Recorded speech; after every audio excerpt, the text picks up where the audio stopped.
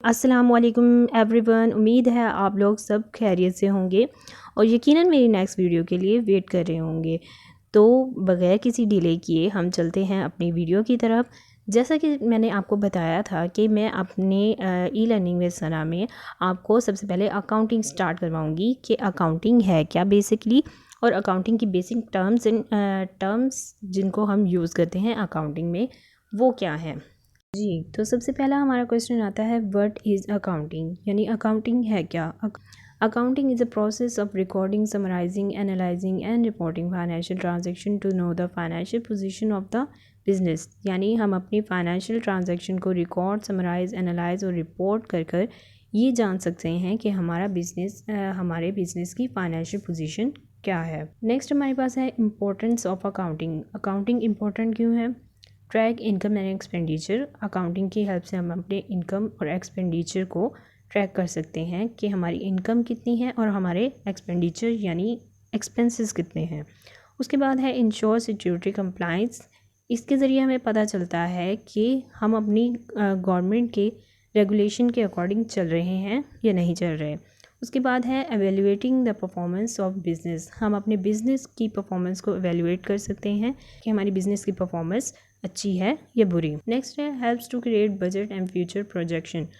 Accounting process करने के बाद हम अपने बिज़नेस से ये अंदाज़ा लगा सकते हैं कि हम फाइनेंशियली इतने स्ट्रॉन्ग हैं कि हम फ्यूचर में मज़ीद प्रोजेक्ट्स पर इन्वेस्ट कर सकें। Help in filing financial statement. Accounting process एक पूरा प्रॉपर प्रोसेस है जिसके थ्रू हमें ईज़िली ट्रांजैक्शन को रिकॉर्ड करने में और उनको फाइल करने में आसानी होती है। इसके बाद हमारे पास है बेसिक अकाउंटिंग टर्म्स, यानी जो आपके लिए जानना ज़रूरी है अकाउंटिंग को पढ़ने से पहले। नंबर 1 है बिज़नेस ट्रांजैक्शन। मैंने आपको डेफिनेशन में बताया फाइनेंशियल ट्रांजैक्शन। तो बिज़नेस ट्रांजैक्शन, फाइनेंशियल ट्रांजैक्शन जो बिज़नेस के लेन देन हैं वो आपके फाइनेंशियल ट्रांजैक्शन कहलाते हैं। फॉर एग्ज़ाम्पल आपने कुछ सेल किया, उसके बदले में आपको इनकम जनरेट हुई, तो ये आपकी ट्रांजैक्शन होगी। नेक्स्ट हमारे पास आता है अकाउंट। अकाउंट से आप लोगों के माइंड में शायद बैंक अकाउंट आएगा। बैंक अकाउंट भी इसकी एक टाइप है, बट यहाँ पे अकाउंटिंग में डिफरेंट आइटम्स को हम डिफरेंट अकाउंट्स में डालते हैं उनके नेम हेड से, जिसमें एक साइड आपकी डेबिट होती है और दूसरी साइड आपकी क्रेडिट होती है। नंबर 3 पे है हमारे पास कैपिटल। कैपिटल क्या है, जो इनिशियली ओनर अपने बिजनेस में इन्वेस्ट करता है as a huge amount, as a huge sum of money, वो हमारे बिजनेस का कैपिटल कहलाता है। उसके बाद है ड्राइंग। ड्राइंग क्या है, जो ओनर अपने बिजनेस में से अपने पर्सनल यूज़ के लिए अमाउंट या फिर अपने बिजनेस का प्रोडक्ट कोई भी निकालता है अपने पर्सनल यूज़ के लिए, वो ड्राइंग कहलाती है। नेक्स्ट हमारे पास है लाइबिलिटी। लाइबिलिटी क्या है, लाइबिलिटी यानी आपकी ज़िम्मेदारी, यानी आपका कर्ज जो आपने अदा करना है वो आपकी लाइबिलिटी कहलाती है। यानी कोई भी चीज़ आपने परचेज़ की, उसके बदले में आपने पेमेंट फ़ौरन नहीं की, आपने प्रॉमिस किया कि इन फ्यूचर मैं इसको पे करूँगा, तो वो आपकी लाइबिलिटी बन जाती है। नंबर 6 पे है आपके पास एसेट। एसेट क्या है, एसेट आपके बिजनेस का असासा है, यानी जिस पर आपका बिजनेस डिपेंड कर रहा है। उसके बाद हमारे पास आता है एक्सपेंस। एक्सपेंस खर्चे, यानी जितने भी आपकी प्रोजेक्शन में, आपके प्रोडक्शन में या आपकी सर्विस बिजनेस में जितने भी आपको एक्सपेंसेस पड़ते हैं वो एक्सपेंस की टर्म के साथ अकाउंटिंग में आपके मौजूद होते हैं। नंबर 8 पे है आपके पास रेवेन्यू। रेवेन्यू क्या है, रेवेन्यू आपकी जितनी भी टोटल सेल है या जितना भी आपने सर्विस प्रोवाइड करने के बाद अर्न किया वो आपका रेवेन्यू कहलाता है। अब हमारे पास नेक्स्ट है इनकम। आप सोच रहे होंगे रेवेन्यू और इनकम एक ही बात हो गई। नो, इनकम जो है हमारे एक्सपेंसेस डिडक्ट करने के बाद जो हमारे पास अमाउंट आती है वो हमारी इनकम कहलाती है, और एक्सपेंसेस डिडक्ट करने से पहले जो हमारी अमाउंट होती है यानी हमारी अर्निंग, वो हमारा रेवेन्यू कहलाती है, और एक्सपेंसेस डिडक्ट करने के बाद हमारी इनकम बन जाती है। नेक्स्ट हमारे पास है प्रॉफिट और लॉस। प्रॉफिट क्या है, रेवेन्यू में से एक्सपेंसेस डिडक्ट करने के बाद अगर पॉजिटिव हमारे पास बैलेंस आता है तो वो हमारा प्रॉफिट कहलाएगा, और अगर हमारे रेवेन्यू ज़्यादा है और हमारे एक्सपेंसेस कम हैं तो वो हमारा ऑटोमेटिकली लॉस बन जाता है। नेक्स्ट हमारे पास है इक्विटी। इक्विटी क्या है? जैसे मैंने आपको पहले लाइबिलिटी और एसेट के बारे में बताया। एसेट क्या है? असासा। लाइबिलिटी क्या है? जिम्मेदारी।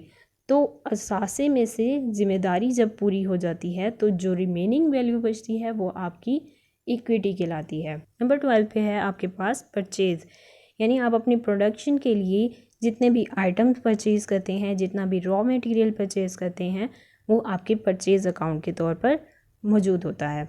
नेक्स्ट हमारे पास है परचेज़ रिटर्न, यानी अगर आपको किसी आइटम में कोई नुक्स या फिर ख़राबी मिलती है तो आप उस आइटम को वापस कर देते हैं और उस चीज़ को हम अपनी अकाउंटिंग में परचेज़ रिटर्न के नाम से रिकॉर्ड करते हैं। नेक्स्ट हमारे पास है सेल, यानी जितनी हमारी सेल होती है, जितने भी हम अपने प्रोडक्ट को सेल करते हैं उनको सेल अकाउंट के तौर पर रिकॉर्ड किया जाता है। नंबर 15 पे है हमारे पास सेल रिटर्न, यानी अगर हमारे प्रोडक्ट में किसी भी किस्म का नुक्स या किसी भी किस्म की ख़राबी होती है तो कस्टमर हमें उसको रिटर्न करता है तो हम उसको as a sale return record करते हैं। नेक्स्ट हमारे पास है स्टॉक और इन्वेंट्री। आपका बिजनेस मैन्युफैक्चरिंग बिजनेस है तो आप जितने भी प्रोडक्ट प्रोड्यूस कर लेते हैं, सेल से पहले वो सारे प्रोडक्ट आपके इन्वेंट्री या स्टॉक अकाउंट के तौर पर रिकॉर्ड होते हैं। नेक्स्ट हमारे पास है डुअल एसेट ट्रांजैक्शन। जैसा कि मैंने आपको बिजनेस ट्रांजैक्शन में बताया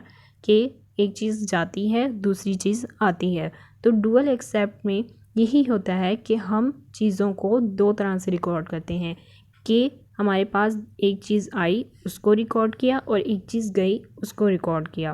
तो उन दो टर्म्स के नाम हैं डेबिट और दूसरा क्रेडिट। डेबिट क्या है? अ डेबिट इंक्रीजेस एसेट्स और एक्सपेंस अकाउंट। डेबिट जो है आपके एसेट और एक्सपेंस अकाउंट को इंक्रीज़ करता है, मींस जितने भी आपके एसेट या आपके एक्सपेंसेस इंकर्ड होते हैं उनको आप डेबिट साइड पे लिखते हैं, और उसके ऑपोजिट आपकी लाइबिलिटीज़, रेवेन्यू या इक्विटी कम हो रही होती है। नेक्स्ट हमारे पास है क्रेडिट। जैसा कि मैंने आपके सामने स्क्रीन पर डेबिट अपनी लेफ़्ट साइड पर लिखा और क्रेडिट राइट साइड पे, तो इसी तरह जब हम अपने अकाउंट बनाते हैं तो डेबिट हमारे लेफ़्ट साइड पे आता है और क्रेडिट हमारे राइट साइड पे आता है। A credit is always position on the right side of the entry. It increase liability, revenue or equity account and decrease assets and expense account. जैसे डेबिट क्या करता है? इंक्रीज़ करता है एसेट और एक्सपेंस को और डिक्रीज़ करता है लाइबिलिटी, रेवेन्यू और इक्विटी को। तो इसी तरह क्रेडिट उसके उलट करता है। क्रेडिट क्या करता है? इंक्रीज़ करता है आपकी लाइबिलिटी, रेवेन्यू और इक्विटी को और डिक्रीज़ करता है एसेट और एक्सपेंस को। ये आपके अकाउंट का सैम्पल है जिसमें आपकी लेफ़्ट साइड पर डेबिट लिखा है और राइट साइड पर क्रेडिट लिखा है। तो इस तरह से अकाउंट, जो कि मैंने आपको बेसिक टर्म में बताया था, इस तरह से हर एक एसेट, हर एक एक्सपेंस, हर एक लाइबिलिटी, हर एक इक्विटी का अलग अलग अकाउंट बनाया जाता है और उनके बैलेंस लिखे जाते हैं कि किन रीज़न की वजह से एसेट हमारे पास इंक्रीज़ हुआ डेबिट में और किन रीज़न की वजह से हमारे पास डिक्रीज़ हुआ। नेक्स्ट चलते हैं अकाउंटिंग साइकिल की तरफ। अकाउंटिंग साइकिल क्या है? अकाउंटिंग साइकिल आपकी पूरी अकाउंटिंग को समराइज़ करके जस्ट 8 स्टेप में आपको बताया गया है ताकि आपको समझने में आसानी हो। सबसे पहले हमारे पास आता है आइडेंटिफाई ट्रांजैक्शन। ट्रांजैक्शन के बाद अगेन मैं आपको बताऊं, जैसे मैंने बताया कि लेन देन को हम क्या कहते हैं? ट्रांजैक्शन। हमने आइडेंटिफाई करना है कि हमने लेन देन किस चीज़ की, हमने क्या चीज़ ली और उसके बदले क्या चीज़ दी। उसको आइडेंटिफाई करने के बाद हमने क्या करना है? Record transaction. उस चीज़ को हमने अपनी प्रॉपर रिकॉर्डिंग सिस्टम में डालना है। रिकॉर्ड करने के बाद हमारे पास आता है जनरल लेजर, यानी हम अपनी रिकॉर्डिंग को एक प्रॉपर अकाउंट के फॉर्म में, जैसे मैंने आपको पिछली स्लाइड में दिखाया कि एक अकाउंट होता है, एसेट का अलग, लाइबिलिटी का अलग, और एसेट के अलग अलग नामों से उनको रिकॉर्ड किया जाता है, लाइबिलिटी के अलग अलग नामों से रिकॉर्ड किया जाता है, जो कि आप फर्दर आगे जाके पढ़ेंगे। तो वो सब हमारे क्या कहलाते हैं? लेजर। उसके बाद हम उनको पोस्ट करते हैं ट्रायल बैलेंस में। ट्रायल बैलेंस के थ्रू आपको पता चलता है कि आपके डेबिट और आपके क्रेडिट का बैलेंस एक जैसा है या नहीं है। हम ट्रायल बैलेंस में क्या करते हैं, जितने भी उसमें भी हम अपनी डेबिट साइड और क्रेडिट साइड को मेंशन करते हैं। जितने भी हमारे एसेट और हमारे एक्सपेंसेस होते हैं वो हमारे डेबिट साइड पर रिकॉर्ड होते हैं, जबकि हमारे लाइबिलिटीज़, इक्विटी और रेवेन्यू हमारे क्रेडिट साइड पर रिकॉर्ड हो रहे होते हैं, और उन दोनों का at the end balance same होना चाहिए। अब यहाँ पर अनएडजस्टेड क्यों लिखा है? बिकॉज ये बाकी आइडेंटिफाइड ट्रांजैक्शन से लेकर हमारी रिकॉर्डिंग तक पूरा साल एक जैसी चलती रहती हैं, जबकि जो लेजर्स हैं वो at the end of the year बनाए जाते हैं और लेजर के बाद ट्रायल बैलेंस बनाया जाता है। अब at the end of year कुछ ट्रांजैक्शन हमारे पास ऐसी होती हैं जिनको हम रिकॉर्ड नहीं करते या किसी वजह से वो हमारी छूट जाती हैं, तो हम उसको रिकॉर्ड किए बगैर जो हम अपना ट्रायल बैलेंस बनाते हैं वो हमारा अनएडजस्टेड ट्रायल बैलेंस कहलाता है। अब जैसा कि मैंने आपको बताया कि हम कुछ एंट्रीज़ को, कुछ ट्रांजैक्शन को रिकॉर्ड नहीं करते, तो at the end of year उन एंट्रीज़ को आइडेंटिफाई कर कर हम जब उनको रिकॉर्ड करते हैं तो उसको कहते हैं एडजस्टिंग एंट्रीज़। एडजस्टिंग एंट्रीज़ को भी उसी तरह रिकॉर्ड किया जाता है जैसे हम अपनी ट्रांजैक्शंस को रिकॉर्ड करते हैं। एडजस्टिंग एंट्रीज़ करने के बाद हम उन्हीं एंट्रीज़ के लेजर बनाते हैं और फिर हम अपने एडजस्टेड ट्रायल बैलेंस की तरफ आते हैं, जिसमें हम तमाम ट्रांजैक्शन जो कि हमारी मिस हो गई थी उनको भी रिकॉर्ड कर लेते हैं और वो हमारा प्रॉपर ट्रायल बैलेंस होता है, उसको हम एडजस्टेड ट्रायल बैलेंस बोलते हैं। नेक्स्ट हमारे पास है financial statement. Adjusted trial balance बनाने के बाद हम उस ट्रायल बैलेंस से कुछ आइटम्स लेते हैं और उनकी अलग अलग स्टेटमेंट्स बनाते हैं जो कि हमारे लिए हेल्पफुल होती है, जो मैंने आपको इम्पोर्टेंस ऑफ अकाउंटिंग में बताया। क्या होता है, उसके थ्रू हमें इनकम और एक्सपेंडिचर का पता चलता है, उसकी एक स्टेटमेंट अलग होती है, दूसरा हमारी बजटिंग के लिए अलग स्टेटमेंट होती है। तो इस तरह से हम फाइनेंशियल स्टेटमेंट ट्रायल बैलेंस की हेल्प से बना लेते हैं। नेक्स्ट हमारे पास आता है क्लोजिंग एंट्रीज़। कुछ एंट्रीज़ ऐसी होती हैं जिनको हम अपने नेक्स्ट ईयर में नहीं लेकर जा सकते, तो उनको एट द एंड हम क्लोज़ कर देते हैं। अब ये एक सर्कल यानी एक साइकिल के अंदर क्यों आता है, क्योंकि क्लोजिंग एंट्रीज करने के बाद जब हम नेक्स्ट ईयर में एंटर होते हैं तो अगेन वो सारा प्रोसेस स्टार्ट हो जाता है, इसलिए ये हमारा कहलाता है अकाउंटिंग साइकिल। फाइनेंशियल स्टेटमेंट के बारे में मज़ीद बताऊँ। Financial statement are written records that convey the business activities and financial performance of the company.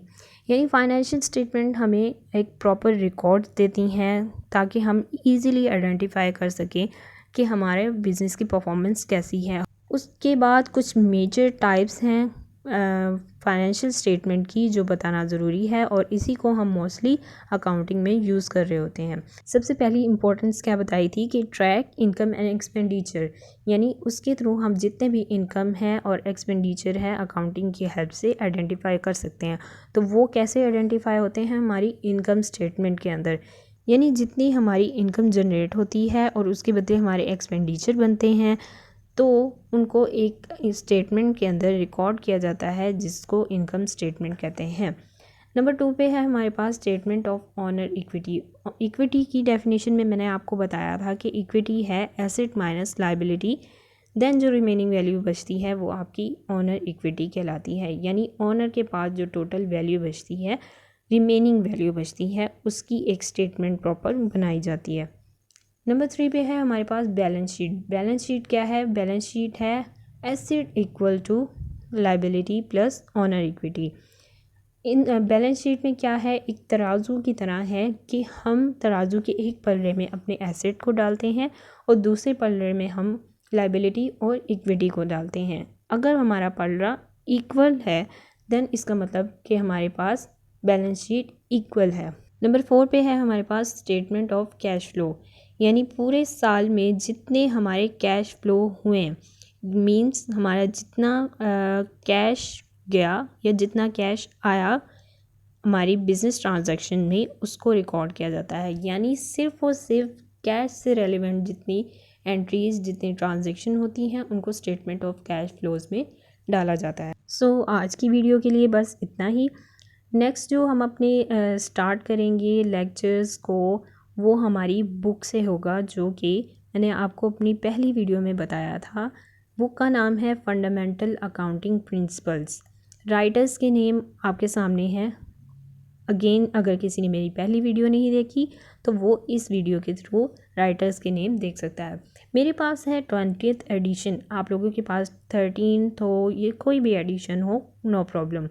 आपको सिर्फ क्वेश्चन से गर्ज है, जो इंशाल्लाह मैं आपको साथ के साथ समझाती रहूँगी और बताती रहूँगी कि मैं कौन से क्वेश्चन को समझा रही हूँ। अब नेक्स्ट जो हमारा पहला लेक्चर होगा वो कौन सा है, चैप्टर नंबर 1। चैप्टर नंबर 1 का नाम है अकाउंटिंग इन बिज़नेस। अकाउंटिंग इन बिज़नेस चैप्टर में आपके पास आएगी अकाउंटिंग इक्वेशन। जैसा मैंने आपको बैलेंस शीट में बताया कि एक साइड पे हमारे एसेट हैं, तो उसके दूसरी साइड पे हमारे पास लायबिलिटी और इक्विटी है। इस चीज़ को हम कहते हैं अकाउंटिंग इक्वेशन। यानी अकाउंटिंग इक्वेशन क्या है हमारे पास, asset is equal to liability plus capital. तो अकाउंटिंग इक्वेशन है क्या और इसको हम किस तरह से अपने क्वेश्चन में यूज़ करेंगे, इसके लिए आपको नेक्स्ट वीडियो का वेट करना पड़ेगा। तब तक के लिए अल्लाह हाफिज़, फ़ी अमानिल्लाह, दुआओं में याद रखिएगा।